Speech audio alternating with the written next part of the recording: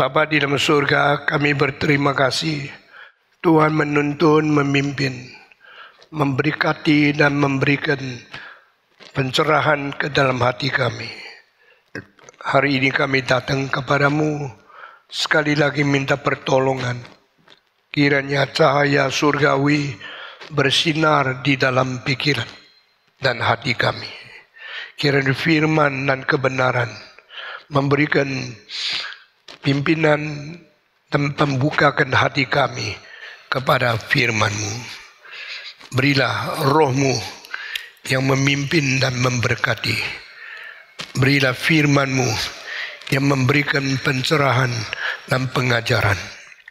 Berilah kesadaran, keinsafan kepada kami untuk menyadari dan mengerti kebenaran-Mu. Pakailah hamba-Mu yang hina ini, berkatilah mulut, lidah, pikiran dan perkataan yang akan menjadi berkat bagi setiap orang. Dengar doa kami Tuhan, dalam nama Yesus Kristus kami berterima kasih, kami berdoa. Amin. Saudara masih ingat apa yang dikhotbahkan? Coba yang ingat angkat tangan. Yang lain jadi apa? Saya khotbah apa masih ingat? Sudah lupa. Bagaimana dengan 1 tahun? Mungkin perlu ujian. Boleh gak saya pakai 1-2 orang naik ke atas untuk bicarakan apa yang saya khotbahkan minggu lalu? Saya bicara hukuman Tuhan kepada seorang wanita. Siapa namanya? Istrinya siapa? Anak perempuannya siapa? Oh, kalau ingat kenapa tidak angkat tangan? Sekali lagi, yang ingat angkat tangan. Jangan malas angkat tangan. Kalau engkau menipu saya rasa tidak ada yang ingat. Saya tidak mau khotbah lagi. Kepada orang yang terus melupakan itu buat apa? Semua firman yang diingat itu dijalankan, dilaksanakan. Kalau tidak, kita ikut kebaktian percuma. Setiap kalimat yang penting diingat. Setiap tema yang penting tidak diulangi lagi. Selama 34 tahun, saya tidak pernah khotbah tentang itu. Nah, mungkin khotbah lagi. Mungkin 1-2 tahun lagi saya dipanggil Tuhan. Dan kesempatan engkau dengar peristiwa itu, mungkin cuma kali itu. Demikian hari ini apa yang saya dikhotbahkan mungkin tidak khotbah lagi. Lalu engkau melewati begitu saja. Sayang sekali. Saya sendiri pun mesti mengingat apa yang pernah saya khotbahkan. Tumpuk peristiwa yang pernah terjadi dalam Alkitab. Sebagai pengajaran, sebagai sesuatu kristalisasi bijaksana yang kita kumpulkan di hadapan Tuhan. Saudara-saudara, kenapa Tuhan menghukumi kau? Karena dia menghina hamba Tuhan. Dia kira hina orang atau menghargai orang itu urusan pribadi. Itu kebebasanku. Saya mau hina mau apa? Jangan kira itu terlalu enak. Semaunya engkau sendiri. Kadang-kadang engkau sedang menghina orang paling penting. Tapi engkau tidak sadar. Itu kan bebasku. Saya mau hina mau apa? Saya mau tidak menghargai mau apa? Tuhan bilang tidak. Yang ku hargai engkau harus hargai. Yang ku benci engkau harus benci. Kalau tidak engkau tidak sesuai dengan keinginanku. Kita hidup untuk menyenangkan Tuhan. Bukan hidup untuk Tuhan menyenangkan kita, kurang ajar. Kita hidup untuk sesuai kehendak Tuhan. Hidup untuk menjalankan kehendak Tuhan, rencana Tuhan, pimpinan Tuhan. Sehingga hidup kita berguna karena dipimpin dan dikuasai oleh Tuhan. Manusia ciptaan Tuhan, tidak mau dikuasai, tidak mau dipimpin, tidak mau diberkati, tidak mau sesuai dengan Tuhan. Mau apa? Mau sewenang-wenang. Mika dihukum Tuhan karena apa? Dia berani menghina yang paling berkenan kepada Tuhan. Orang dihargai Tuhan, engkau tidak menghargai. Mau apa kamu? Tahu tidak? Mika tidak sadar. Tidak sadar apa? Tidak sadar yang dia hina itu adalah satu-satunya orang di dalam seluruh kitab suci yang paling baik di hadapan Tuhan, yang paling berkenan kepada Tuhan. Tuhan menghukum Saul, membuang dia, tidak lagi memakai dia sebagai raja, karena dia sudah merosot daripada hak yang boleh dipakai oleh Tuhan. Dia tidak lagi mempunyai syarat untuk dipandang tinggi oleh Tuhan. When God look down at you, when God despise you, reject you, you have no right to return to your original place. Gampang ya, you menjadi presiden. Tapi Tuhan bilang, do you think you will always be a president? No. When my time is up, go down. Jangan kira kesempatan kau miliki sekarang akan terus. Dan kira sekarang hak keistimewaan yang Tuhan diberikan akan tahan. Kecantikanmu 5 tahun lagi mungkin hilang. Kesehatanmu mungkin 3 hari lagi hancur. Pada waktu dokter bilang engkau kanker, baru engkau sadar, saya tidak seperti sedia kala. Saya tidak bisa mempertahankan 1 detik pun kesehatanku. Semua itu anugerah. Semua kesempatan itu adalah kemurahan Tuhan. Saudara kira siapa? Kira engkau mempunyai kebebasan lakukan segala sesuatu sesuai dengan kehendakmu sewenang-wenang? No, no such thing. Mika menjadi istri Daud. Berapa besar haknya? Siapa yang mungkin menjadi istri Daud? Daud itu siapa?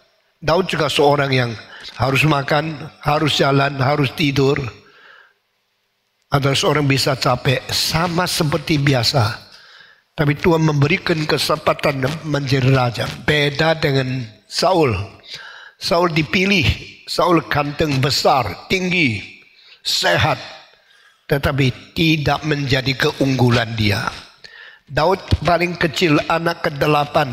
Orang menjadi seorang penggembala domba yang tidak ada sesuatu yang dipandang tinggi. Waktu dipanggil pulang, Daud, bapamu panggil engkau pulang. Saya lagi sibuk. Taat papa. Ini anak lain sama anak lain. Dipanggil pulang, langsung pulang. Ada apa sih? Saya repot. Banyak anak kurang ajar sama papa. Tahu tidak, begitu pulang, dia lihat orang tua dia. Mau apa orang tua datang ke rumahku? Saya sudah ketemu anak terakhir. Sekarang sini anak. Dia nurut sampai depan. Demikian firman Tuhan, aku menjadikan engkau Raja Israel. Kalimat kalau keluar dari mulut hamba Tuhan yang dipilih oleh Tuhan, tidak bisa rubah. Maka nasib seorang anak muda itu sudah ditetapkan. Israel juga ditetapkan. Mulai hari itu dia menuju kepada takhta di istana. Mulai itu dia mulai menjadi orang paling penting merubah nasib Israel. Mulai itu negara Israel akan menjadi negara yang kuat. Dan dari anak keturunan Daud ditentukan satu orang menjadi juru selamat, yaitu Yesus Kristus. Ini semua di luar dugaan. Ini semua bukan apa yang direncanakan oleh manusia. Ini ada yang ditetapkan oleh Allah yang kekal. Sehingga sampai hari ini dunia tidak mungkin tidak ada orang namanya Daud. Di dalam sejarah tidak mungkin tidak ada seorang raja yang namanya Daud, yang menjadi nenek moyangnya Yesus Kristus. Sejarah dunia berubah karena apa yang ditetapkan oleh Tuhan. Kenapa Tuhan pilih Daud? Dialah orang yang berkenan di hatiku. He is the one who after my mind. He is the one who pleased my heart. He's the one I chose to replace Saul the king. Di antara seluruh zamannya Daud, hanya satu orang yang berkenan kepada Tuhan, Daud. Di dalam seluruh bangsa, hanya seorang yang diperkenan oleh Tuhan, itu Daud. Sekarang saya mau tanya, seluruh KRI mungkin cuma satu pendeta yang paling diperkenan oleh Tuhan. Siapa you tahu? Kita tidak tahu. Tuhan yang tahu. Tetapi kalau orang itu yang paling berkenan kepada Tuhan, satu-satunya orang di antara seluruh bangsa, di seluruh zaman, di seluruh negara, dan orang itu jadi suamimu, berapa besar berkatmu? Siapa yang bisa pilih? Yang pilih berhak mendapatkan. Siapa yang boleh menjadi kecuali Tuhan yang pimpin? Setelah dia menjadi Nyonya Daud, dia mulai menilai, saya anak raja, kamu anak kecil. Saya di istana, kamu di ladang daripada domba-domba. Saya dari kecil putri raja, kamu anak Yesai di kota kecil Bethlehem. Apa kamu? Dia menghina. Saudara, jangan menghina yang tidak dihina oleh Tuhan. Minta tolong. Saudara, perhatikan tingkah laku saya. Setiap anak kecil saya, kalau mungkin saya meluk dia, saya mencium dia, saya sayang sekali. Sifat saya ini aneh. Ada orang tua begitu sayang anak-anak. Coba memperhatikan, saya kelihatan anak kecil datang, saya tidak nyopo papa ya, saya nyoto anaknya. Di dalam konser hall saya ketemu setiap anak, saya mau foto sama mereka. Saya harap dari anak-anak dibangkitkan Tuhan orang besar.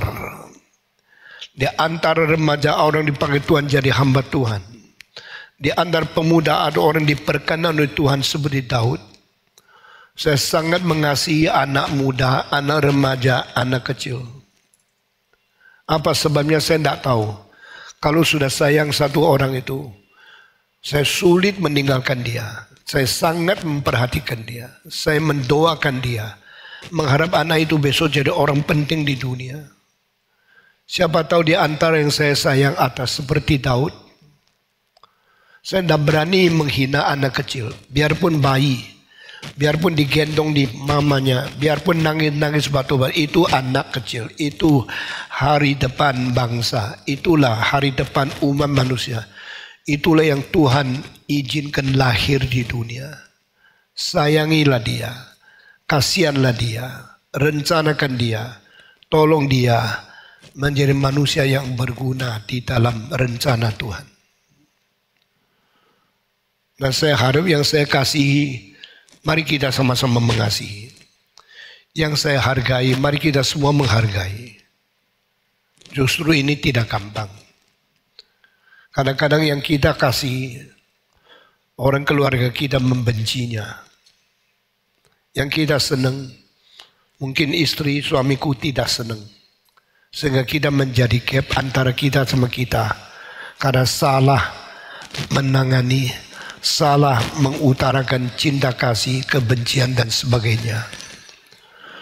Saudara-saudara, salah satu yang saya paling sedih diam hati, yaitu ada yang kita sungguh menghargai tapi tidak dihargai oleh orang lain. Tuhan menghargai Daud, Mika menghina Daud. Kalau ditanya kenapa engkau suka ini, pasti ada sebab.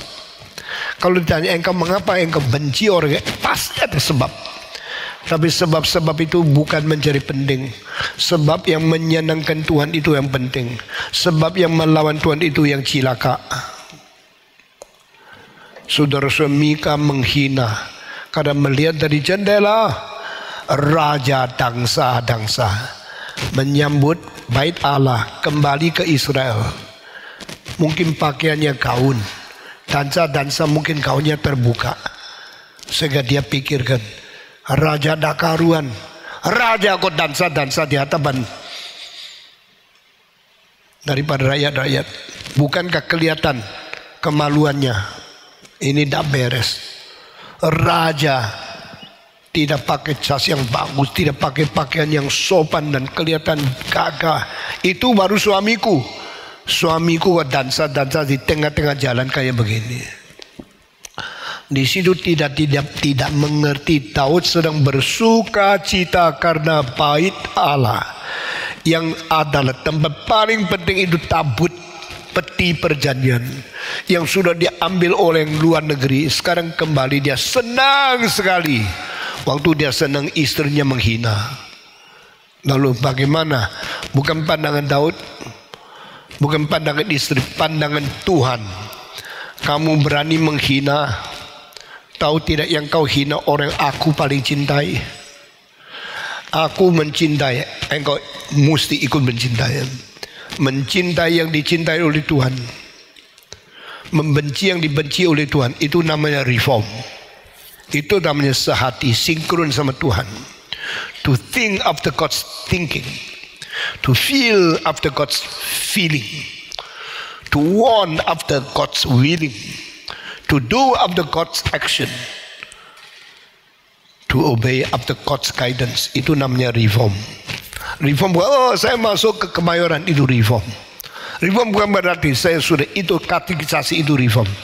Reform membuat engkau sehati dengan Tuhan, sepikiran, setindak, sehati, seperasaan, sebeban, sepenanggung jawab, emosi sama Tuhan. Itu namanya reform.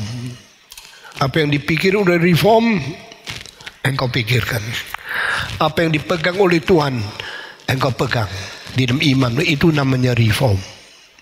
Saudara-saudara, Mika setelah menghina, Tuhan menghukum dia sampai mati, tidak boleh ada anak. Perempuan yang tidak ada anak, apa yang bisa dilihat oleh orang lain? Ada perempuan kelihatan jelek-jelek, tapi anaknya ganteng-ganteng. Ada perempuan kelihatan cantik sekali, mandul sampai mati. Saya tidak menghina dan tidak menyinggung siapa, tapi saudara, di dalam bari Israel, orang Israel, perempuan yang tidak menikah dianggap sesuatu hal yang sangat mempermalukan.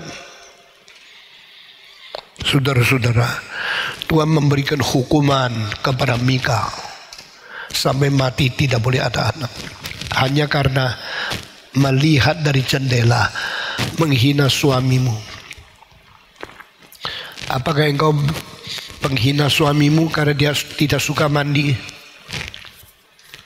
Atau suamimu tingkah lakunya seperti orang biasa?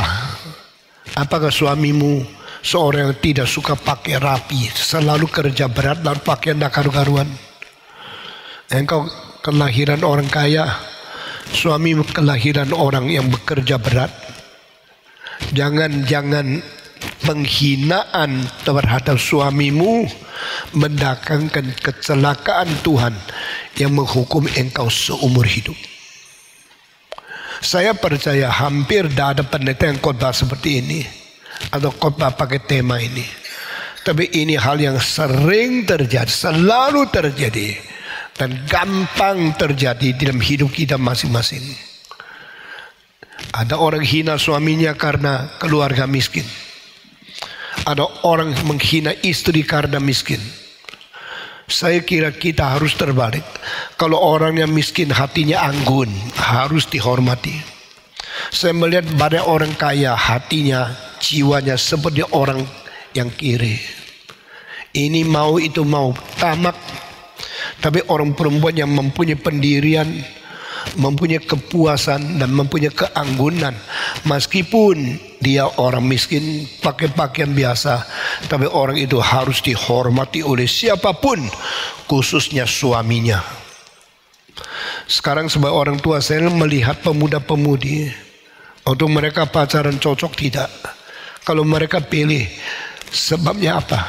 Syarat pemilihan itu apa? Saya kadang-kadang tanya, kenapa engkau pilih dia? Ya karena dia cantik, ya sudah. Itu satu syarat yang sangat umum, tapi tidak paling penting.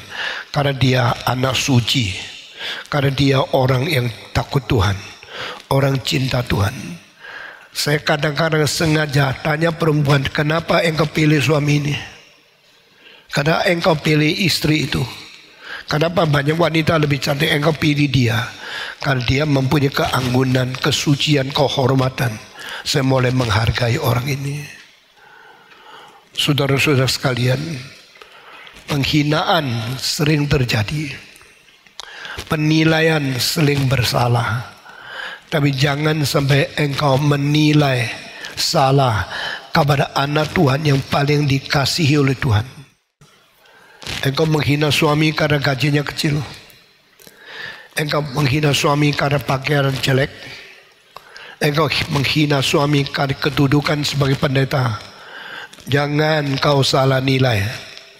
Kalau dia ada orang yang diperkenan Tuhan, bukan saja seluruh bangsa, bukan saja seluruh zaman, di seluruh kitab suci hanya satu orang yang berkenan di hati Tuhan, Daud. Dan Daud yang begitu anggun, kedudukan biasa, tidak ada orang lihat, hanya Tuhan lihat. This the only man after my mind. This is only man live to please me. Tetapi inilah satu laki-laki yang dihina oleh seorang perempuan yang tidak tahu diri. Karena dia pernah jadi anak raja, sombong. Jangan sombong karena anak orang kaya. Jangan sombong karena anak pendeta. Jangan sombong karena engkau ada anak jenderal atau anak pegawai tinggi di negara. Semua itu akan lewat. Tapi apa yang kau nyatakan sebagai rohani di hadapan Tuhan, itu akan diingat untuk selama-lamanya. Saudara-saudara, hari ini kita ganti tema penghakiman Tuhan untuk seorang raja paling besar. Di dalam kitab suci, Firaun yang mana tidak pernah kasih tahu nama. Saya mempelajari Mesir. Saya menghafal banyak raja Mesir. Sampai saya sendiri pergi ke Mesir. Ini semua bukan untuk main-main, tetapi bukan untuk lihat pemandangan, untuk belajar sejarah, untuk mengerti kehendak Tuhan, dan mengetahui bagaimana menerima pengajaran dari sejarah melalui Alkitab untuk membenahi hidup sehingga kita diperkenan oleh Tuhan. Tidak ada raja Firaun yang namanya ketahui oleh siapapun di dalam Alkitab, karena Tuhan tidak kasih tahu. Tidak penting. Tetapi ada raja Babylon yang dicatat namanya, anaknya, semuanya. Karena raja ini raja lebih kuat, lebih daripada Mesir. Hari ini saya mau khotbah tentang Nebukadnezar. Ini namanya. Nama raja besar. Nama di antara dua nama raja Babylon yang dicatat dalam kitab suci, di dalam kitab Daniel. Mencatat seorang engkong dan seorang anak. Engkong namanya Nebukadnezar dari pasal 1 sampai 4. Besasar nama kedua raja, tapi tidak penting, langsung hancur dan mati dia, tidak ada lagi. Saya minta Heru naik lagi membacakan kitab suci. Saya minta dibaca dari Daniel pasal 4. Silakan kita membaca kitab suci dari kitab Daniel pasal keempat ayat 8, baca sampai akhir, panjang sekali. Kitab Daniel pasal 4 ayat 8 sampai akhir.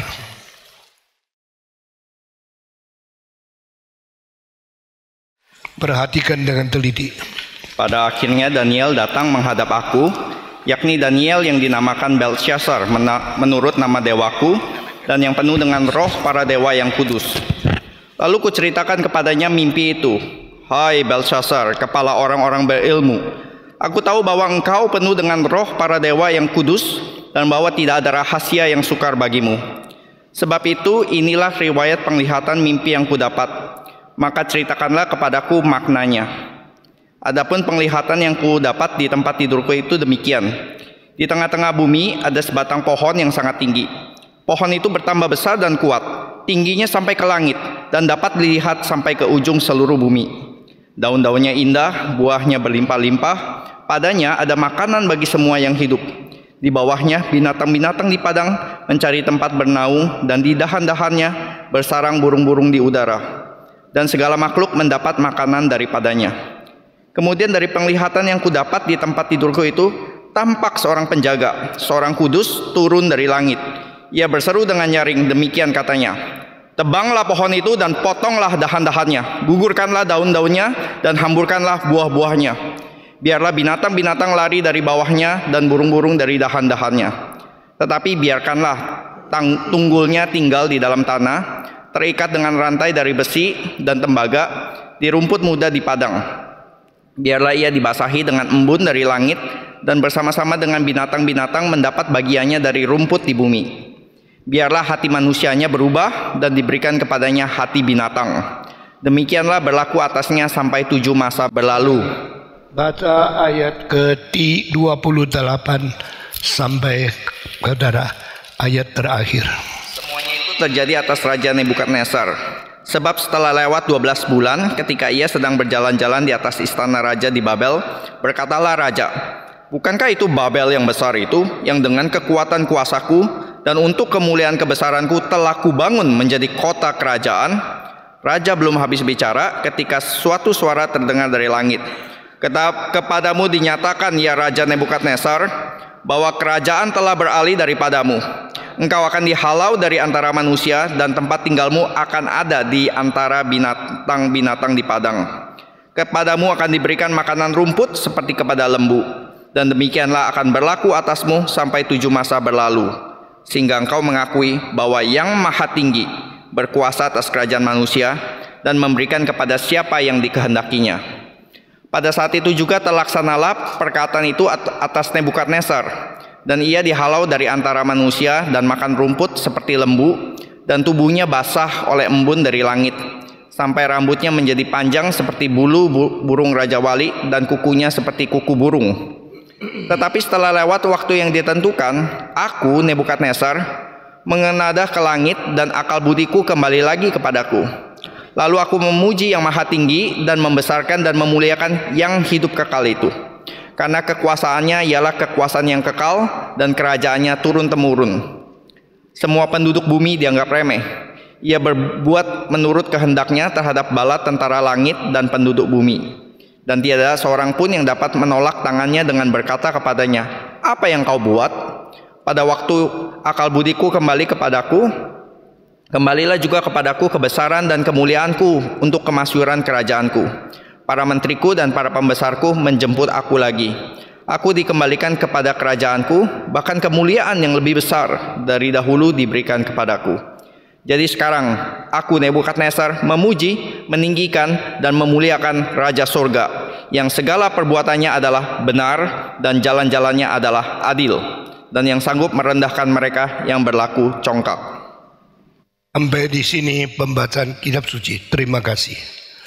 Saudara-saudara, di dalam seluruh kitab suci, perkataan-perkataan seorang raja untuk memuji Tuhan dari kerajaan kafir, dari bangsa-bangsa di luar Israel, tidak ada yang lebih panjang dari ini. Semua yang saya tunjukkan, saya ucapkan, perhatikan. Tidak ada raja kafir, tidak ada kerajaan atau kaisar dari luar negeri yang pernah mengatakan kalimat begitu banyak memuji Tuhan selain Nebukadnezar. Besasar tidak berhak, kerana Romawi tidak ada kalimat, kerajaan Firaun tidak ada satu kalimat. Mereka semua tidak bisa memuji Tuhan. Tetapi di dalam berita yang kita terima dari Nebukadnezar, kita mendapatkan satu message, yaitu Allah lebih tinggi dari kuasa takhta manusia. Allah yang di surga lebih tinggi daripada raja di atas bumi. The God's reigning The God's power is higher than human power, higher than human kingdom. Di dalam buku yang saya tulis, kuasa politik, kuasa manusia, dan kuasa Tuhan Allah. Dan buku itu saya membagikan 3: hak asasi manusia, hak pemerintah, dan hak Allah. Yang mana yang paling tinggi? Hak Allah. Yang mana paling rendah?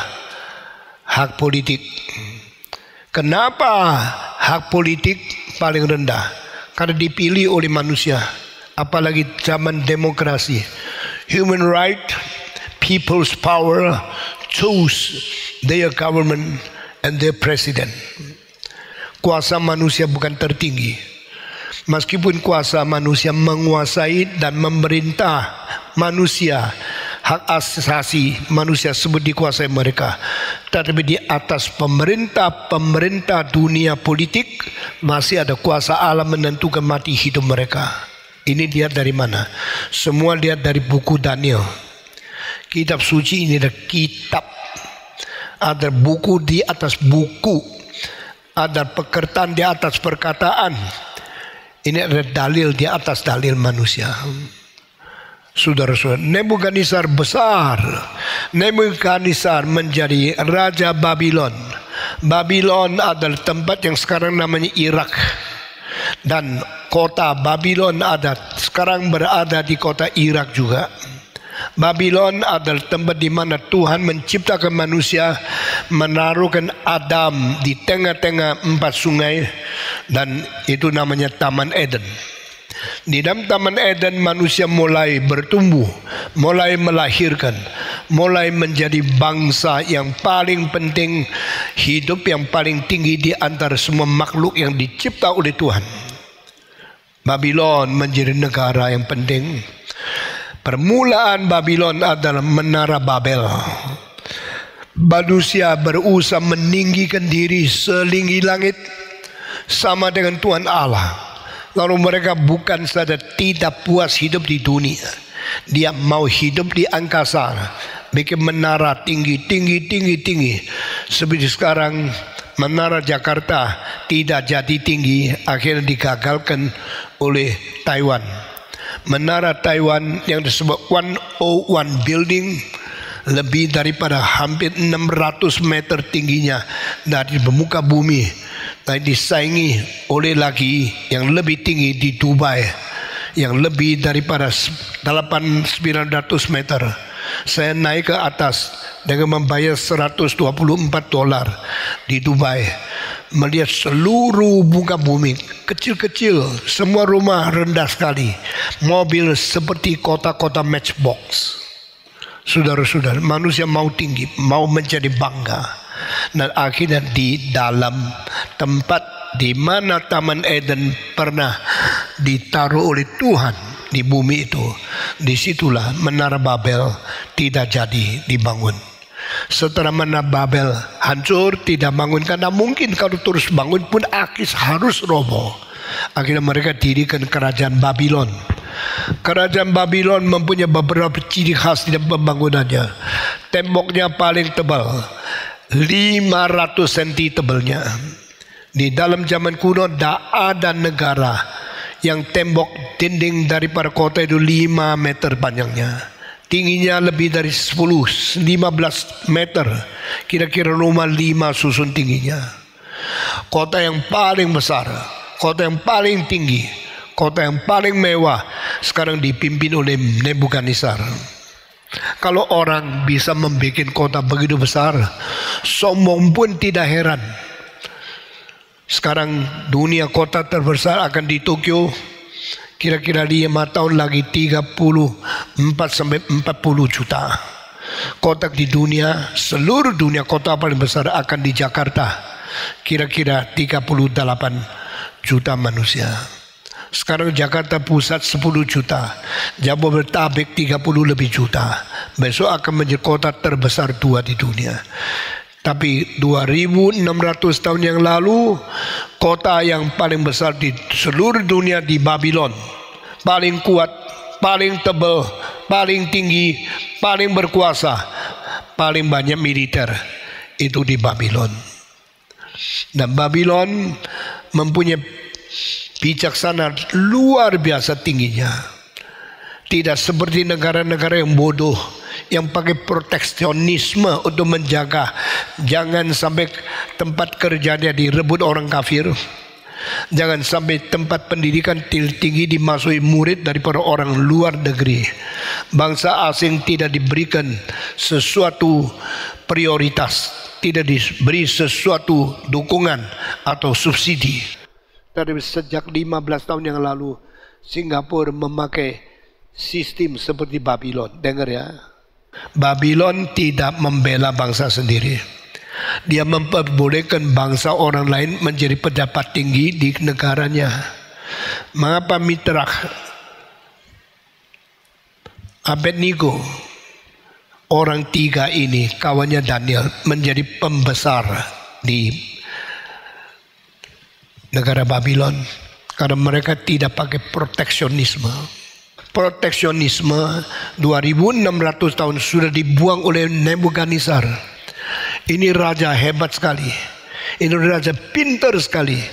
Dia mempunyai bijaksana dan dicatat bijaksana aku kembali kepadaku. Berarti dia memang orang bijak. Very wise king. Very smart ruler.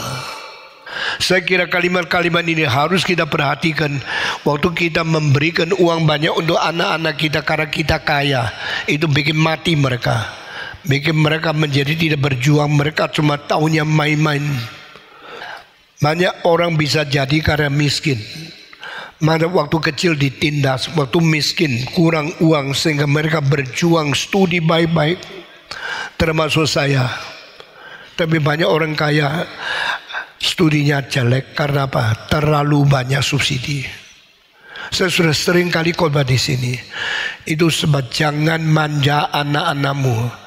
Hei orang kaya, tidak salah menjadi orang kaya. Anak orang kaya juga tidak salah, tetapi ada bahayanya dimanja. Nebukadnezar tidak. Nebukadnezar mengatakan negara mau maju perlu otak, bukan perlu otot. Otot bikin orang kerja berat, tetapi otak bikin orang pikir keras. Satu negara kalau tidak ada pemikir, banyak-banyak kuli, itu negara dada hari depan. Satu negara kalau banyak orang bisa kerja, tidak ada orang pemikir, itu tidak ada hari depan. Maka saya harap negara Babylon mempunyai otak-otak yang paling pintar. Dari mana? Kalau otak-otak itu tidak di Babylon, ada di Israel. Ambil anak mereka, ambil pemuda mereka. Itulah sebab Daniel ditawan dan dibawa ke Babylon. Satu hal yang biasa orang tidak tahu, saya kasih tahu. Daniel ganteng, Daniel sehat, Daniel gagah, muda. Tetapi dibawa ke situ mau pakai otaknya, tidak mau pakai badannya. Jadi Daniel kalau pergi Babylon boleh belajar setinggi mungkin, tetapi tubuhnya akan dirusak. Itu sebab pemuda-pemudi yang dibawa ke istana untuk melayani cewek-cewek, perempuan-perempuannya raja, semua dikebiri. Daniel seorang yang kasihan sekali. Dia seorang laki-laki yang sudah dikebiri, tidak bisa menikah, tidak bisa ada anak. Tapi dia menjadi hamba Tuhan, salah satu yang paling penting. Selain dia cuma satu yang bisa banding sama dia, Yohanes Rasul Yesus terakhir. Dari perjanjian lama seorang penubuat untuk dunia, dari perjanjian baru seorang penubuat untuk akhir zaman. Daniel Old Testament, John New Testament, menulis buku tentang dunia akan berkembang sampai bagaimana. Tetapi kepintaran dipakai oleh Tuhan, tubuhnya dikebiri, dirusak. Tuhan mengizinkan Yusuf dimasukkan penjara. Tuhan mengizinkan Daniel dikebiri Tapi orang tua ini dipakai Tuhan menulis tentang dunia kiamat, tentang sejarah akan bagaimana akhir. Ini semua rencana Tuhan yang melampaui pikiran dari manusia. Saudara-saudara, Daniel dibawa dari tanah Israel pergi ke Babylon. Dari Israel ke Babylon kira-kira mesti jalan berpuluh-puluh hari, ribuan kilometer. Kalau naik kapal terbang mungkin 3 jam. Dia dibawa ke situ, dikebiri, lalu suruh melayani selir-selir, melayani ratu-ratu. Dan Daniel menjadi seorang yang tidak ada hak asasi manusia untuk menikah, dirikan keluarga, melahirkan anak. Dia di situ puluhan tahun, paling sedikit saya percaya 60 tahun ke atas. Daniel waktu terakhir dibuang ke dalam gua singa. Saudara tidak sangka ya, waktu itu kira-kira umur berapa? Siapa yang bisa tebak? Heru, saya tanya, kira-kira Daniel waktu masuk di lubang singa umur berapa?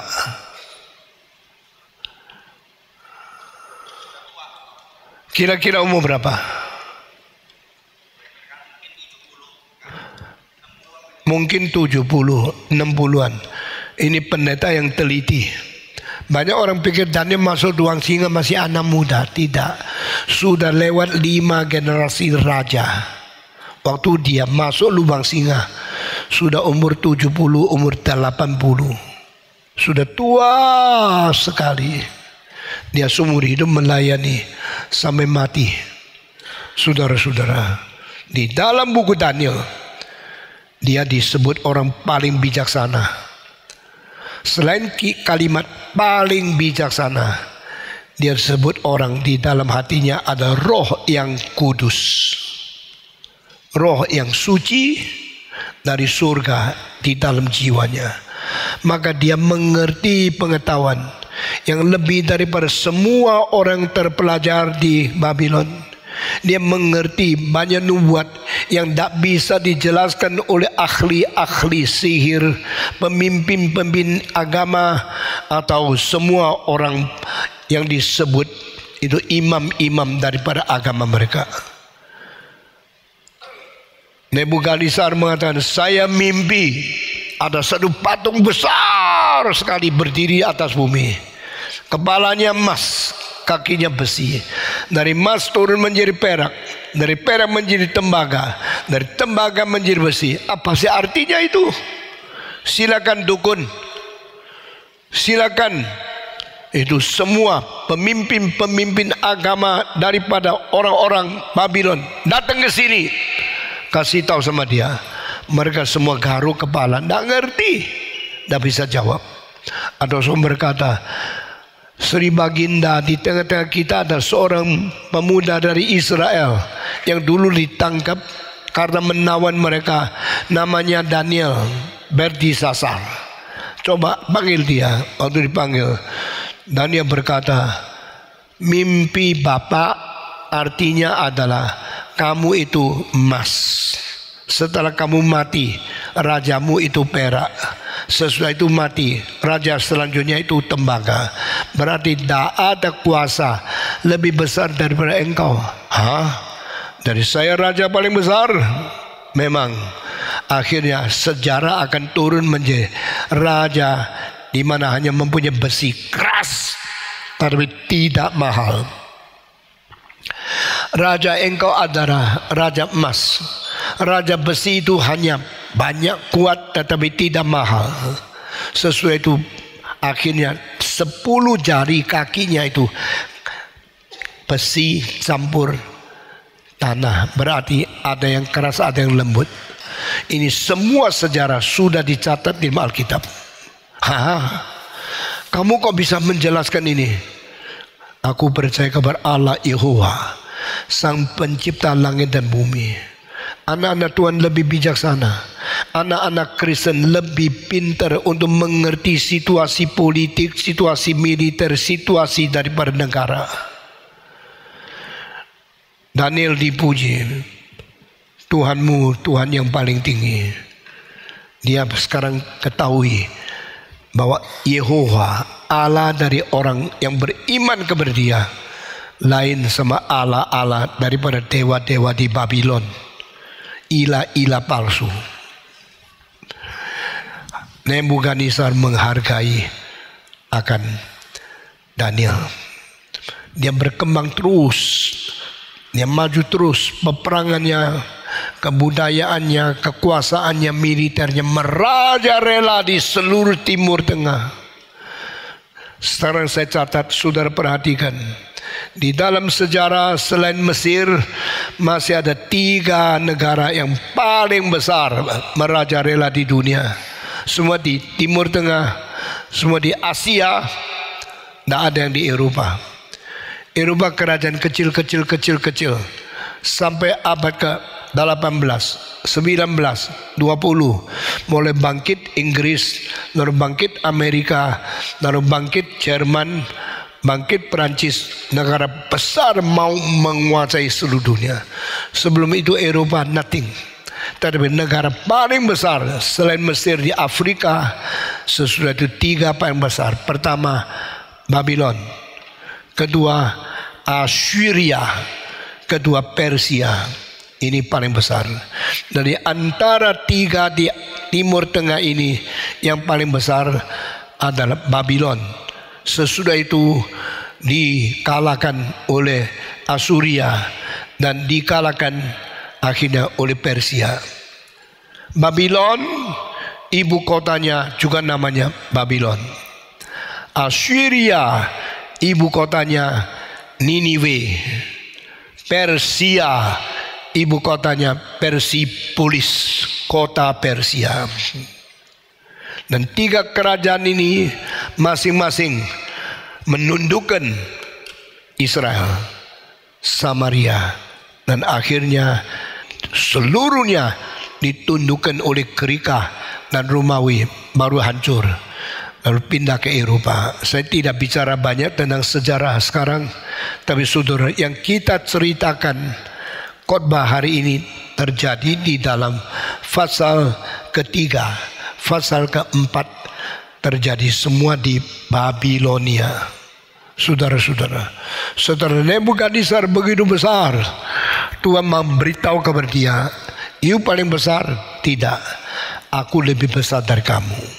Sehingga Raja Nebukadnezar mengatakan, "Tuhan Allah di surga, Tuhan Daniel itu lebih tinggi dari Tuhan kita, lebih tinggi dari dewa Babylon, lebih tinggi daripada ilah-ilah palsu. Dia adalah Allah yang di surga, yang tertinggi, yang mempunyai kuasa melampaui semua kuasa di dunia." Setelah dengar cerita, dengar penjelasan, komentar daripada Babylon melalui Daniel, dia mengaku dia tidak besar, yang paling besar Tuhan Allah.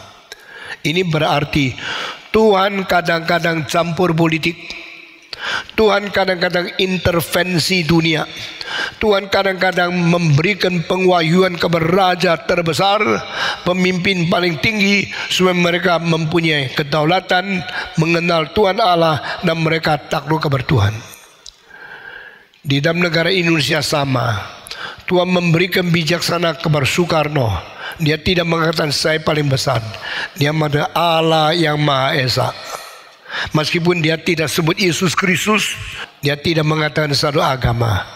Ini ada membuat Indonesia salah satu negara yang paling maju di dalam mempersamakan semua agama dan memberikan kebebasan untuk orang Kristen, orang Hindu, orang Islam, orang Katolik, dan orang Hindu mempunyai hak persamaan untuk memilih agama. Itu disebut negara yang maju. Itu disebut kebebasan agama. Itu disebut hak asasi manusia. Meskipun beda sama pendapat Alkitab, tapi kita merasa Indonesia sangat maju. Pancasila dimiliki oleh 5 agama. Pancasila dimiliki oleh bangsa Jawa, bangsa Batak, bangsa Aceh, bangsa Bugis, bangsa Sunda, bangsa Bali, dan semua Sehingga di Indonesia mempunyai kebebasan beragama, melampaui India, melampaui Pakistan, melampaui Uzbekistan, melampaui semua yang di Thailand atau di Burma. Kita bersyukur kepada Tuhan. Saudara-saudara, di dalam zamannya Nebukadnezar juga diberikan kebebasan. Meskipun banyak rakyat masih percaya dewa-dewa mereka, dan mereka tidak toleran kabar Sadrak, Misak, Abednego dibakar oleh api supaya mereka mati karena tidak mau menyembah patung yang didirikan oleh Nebukadnezar. Namun demikian, saudara-saudara, pemimpin besarnya Nebukadnezar sendiri mengaku Allah Daniel lebih tinggi dari Allah, dewa dan ilah-ilah yang di Babylon. Ini pertama kali the God of Israel being recognized by the God of the heathen, pagan country, pagan nation. Bangsa-bangsa yang bukan Yahudi mengakui Yahudi punya raja tertinggi. Ini pertama kali. Saudara-saudara, di Firaun dia tidak mau ngaku. Akhirnya anaknya mati dihukum oleh Tuhan. Tetapi Nebukadnezar lebih terbuka pikirannya. Dia mengaku Allah tertinggi, bukan dewa, bukan ilah, bukan semua kuil-kuil daripada orang Babylon, tetapi Yehova, Allah Israel yang tertinggi. Ini ada seorang raja kaisar yang berbijaksana luar biasa. Tetapi kaisar ini akhirnya pernah mendengar suara dari seorang pesuruh, seorang wakil dari Tuhan yang berkata, Nebukadnezar, dengarlah, satu hari aku akan merebut kuasa politik daripadamu, aku akan menjatuhkan engkau daripada takhta, dan engkau akan diusir keluar dari manusia, engkau akan makan rumput. Wah, ini adalah peringatan yang sangat keras. Banyak orang kalau ketemu raja, ketemu presiden, tidak berani ngomong karena dia orang biasa, takut kuasanya. Tetapi ada seorang daripada yang disuruh oleh Tuhan berkata, beritahulah Daniel kepada Nebukadnezar, dia akan kehilangan kuasa, kehilangan politik, kehilangan pemerintah. Dia akan menjadi seperti sapi makan rumput. Pasti pendeta ada berani, tapi Daniel berani masuk ke istana.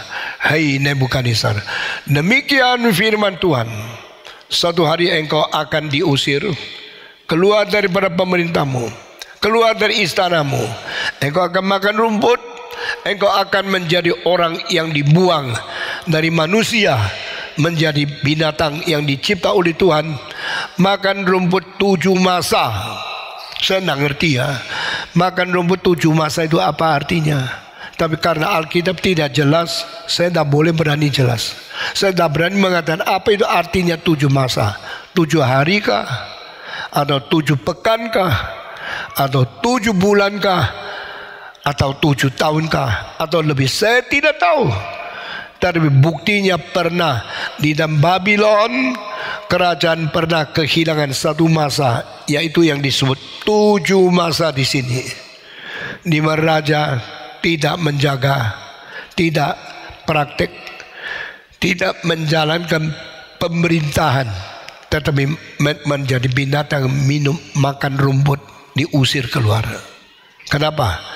Karena satu hari setelah dia sukses menguasai seluruh pemerintahan, seluruh wilayah yang besar di negara Babylon, dia menjadi sombong.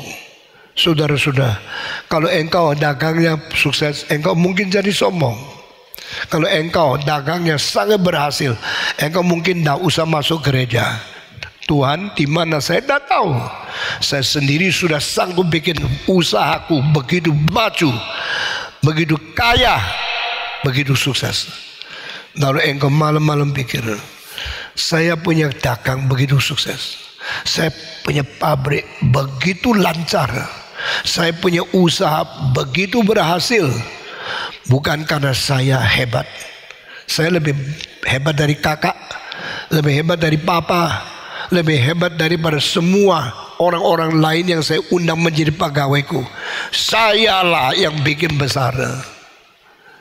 pendeta-pendeta. Sayalah yang bikin gereja begitu besar. Manusia kalau sudah jadi sukses, keberhasilan, mulai memikir saya. Nah, hari ini hukuman tiba kepada orang yang sombong. Hukuman tiba kepada orang yang membanggakan diri. Satu hari dia naik ke atas atap.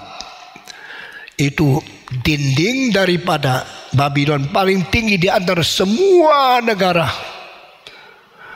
Dan ini Babylon yang tingginya 15 meter. Yang zaman kuno tidak ada bangunan seperti ini. Dia duduk di atas melihat itu istana.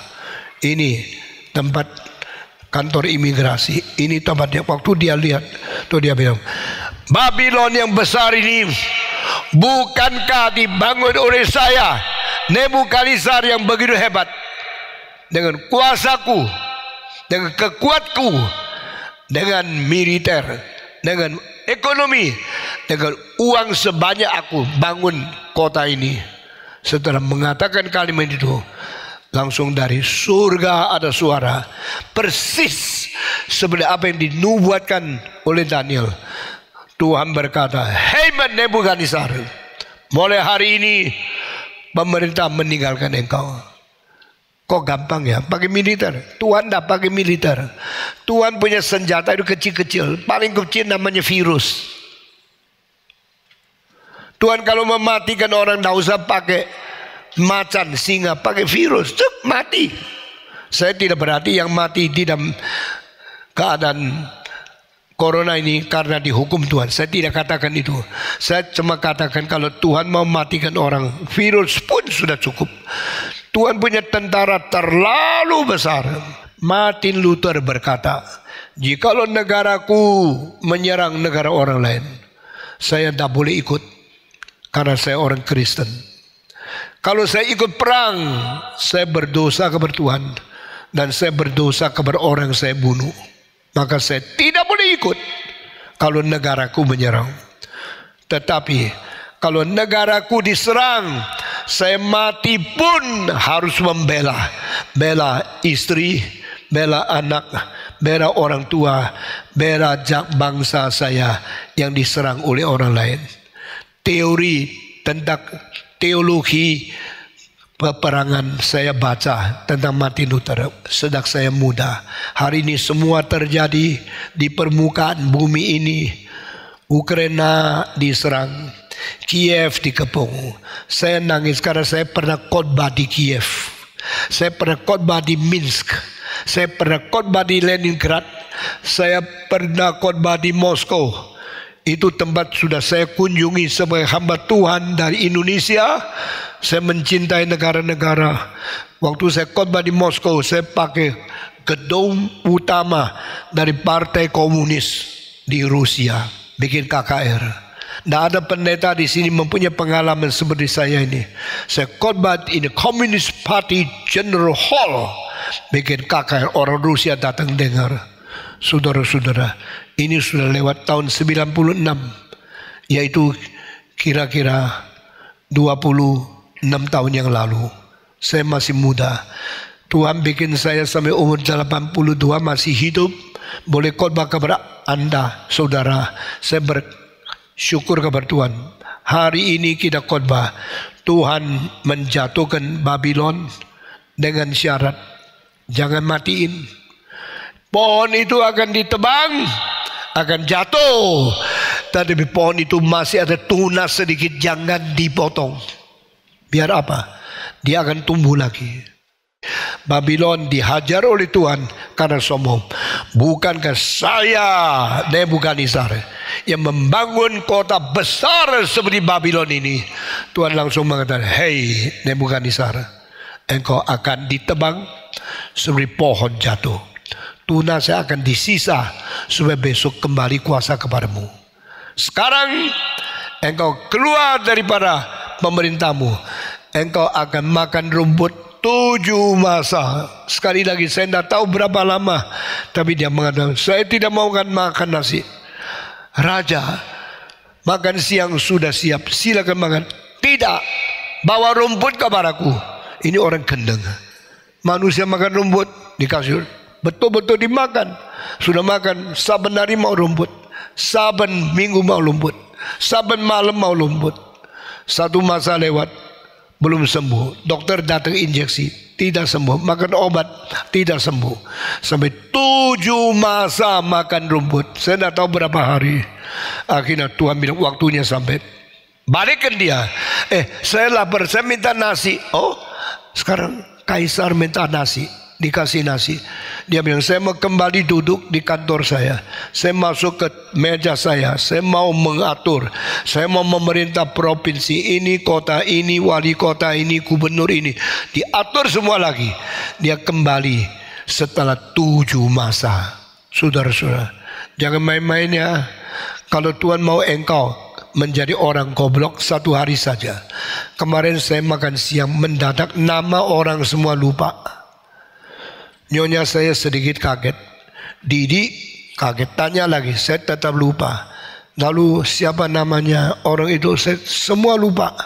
Mereka langsung bawa tensi, langsung bawa oksigen supaya saya lihat kira-kira terjadi apa. Ternyata tidak apa-apa. Tadi pagi saya bangun dengan penuh semangat, ingatan khotbah apa semua ingat. Hari ini tidak ada sedikit halangan kan? Tapi kalau kemarin itu terus, berarti hari ini saya akan diam-diam di atas mimbar. Kurang ajar lu ketawa kalau saya. Saudara-saudara, kalau Tuhan mau bikin satu orang berhenti, pentingnya, tugasnya, ingatannya, gampang sekali.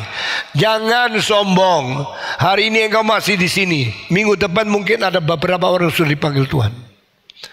Hari ini saya masih di sini. Mungkin 2 tahun lagi saya sudah di surga.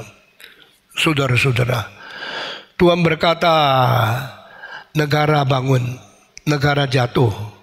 1 hari 1 malam cukup. Tuhan berkata, orang ini sehat, orang ini mati, 2 detik cukup. Jangan sombong. Engkau masih bisa menguasai kantormu. Engkau masih bisa menjalankan usahamu. Engkau masih bisa buka pabrikmu. Engkau masih bisa setir mobil sampai di tokomu. Tutup pintu mobil, masuk ke dalam bangku, duduk di situ. Mungkin terakhir kali. Jangan main-main. Tuhan menghukum siapa hari ini? Menghukum orang yang sombong. Bukankah saya mendirikan kota Babylon yang besar ini? Tuhan menguasai di tengah-tengah pemerintah manusia. Tuhan mengambil peranan untuk mati hidupkan siapapun. Mari kita menjadi orang yang taat kepada Tuhan. Saya akan mengakhiri khotbah ini dengan kalimat-kalimat yang dibaca Heru tadi terakhir. Dia kembali. Sekarang bijaksana sudah kembali kabarku. Kuasa, mulia, dan semua kekuatan sudah kembali kabar kejayaanku. Saya harus memuji Tuhan yang di surga. Dialah yang memimpin, dialah yang menguasai. Dia adalah Allah yang mengerjakan segala sesuatu menurut kemauan dia pribadi sendiri itu saja. Manusia tidak bisa apa-apa. Dan kalimat terakhir, orang yang sombong diturunkan oleh Tuhan. Semua 1, 2, 3. Mau sombong? Di mana saudara-saudara orang paling kaya di dunia? Di mana orang yang paling kaya di Indonesia? Jangan sombong. Kita hanya manusia yang sehelai napas kalau terakhir masuk peti. Siapa sih kita? Jangan terlalu menghitung kira-kira. Kalau istrimu baik-baik, hargai dia. Kalau suamimu tidak berdosa, masih takut Tuhan, jangan melarang dia. Semua orang itu harus menghargai orang lain. Karena dunia ini cuma sementara saja. Satu hari setelah engkau melebihi batas mengerjakan hanya kelebihan sedikit, engkau akan nyesal karena orang yang engkau masih bersama-sama hidup. Kalau engkau tidak menghargai, Tuhan panggil dia, engkau akan bagaimana? Nebukadnezar, kalimat terakhir, yang sombong diturunkan oleh Tuhan. Sekali lagi, mari kita berdoa. Tuhan berkatilah kami, jadikanlah kami orang yang rendah hati, kesuksesan, keunggulan, segala kelancaran, keberhasilan di dalam hidup kami hanya semata-mata anugerah Tuhan saja. Biar kami sungguh-sungguh menghargai Tuhan, mengikuti pelajaran dan taat kabar pimpinan Tuhan. Karena yang sombong Kau akan turunkan, Kau akan rendahkan. Biar kami menjadi anak Tuhan yang turut perintah Tuhan. Dalam nama Tuhan Yesus kami berdoa. Amin.